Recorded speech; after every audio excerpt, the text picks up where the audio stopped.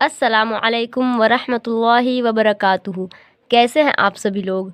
उम्मीद करती हूँ आप सभी लोग खैर आफियत से होंगे। आज की क्लास में मैं आप लोग को 10 उर्दू अल्फाज के मानी बताऊंगी, तो चलिए शुरू करते हैं।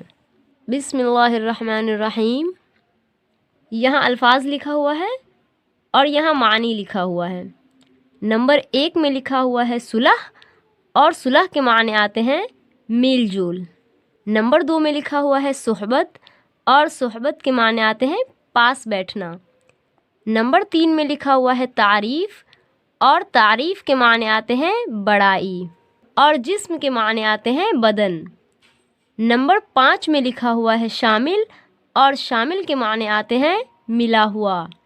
नंबर 6 में लिखा हुआ है दम, और दम के माने आते हैं सांस। नंबर 7 में लिखा हुआ है हरारत, और हरारत के माने आते हैं गर्मी। नंबर 8 में लिखा हुआ है खालिस, और खालिस के माने आते हैं जिसमें मिलावट ना हो, उस चीज़ को खालिस बोलते हैं, ठीक है। नंबर 9 में लिखा हुआ है मुनासिब, और मुनासिब के माने आते हैं ठीक। नंबर 10 में लिखा हुआ है मुहताज, और मुहताज के माने आते हैं ज़रूरतमंद।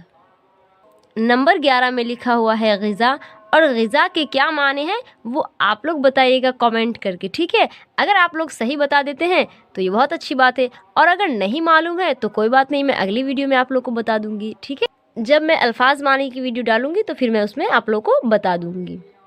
तो ये थे 10 उर्दू अल्फाज के माने, और मुझे उम्मीद है कि आप लोगों के इल्म में इजाफा ज़रूर हुआ होगा। इस क्लास को शेयर करें, दूसरों तक पहुँचाएँ। अस्सलामु अलैकुम वरहमतुल्लाहि वबरकातुहू।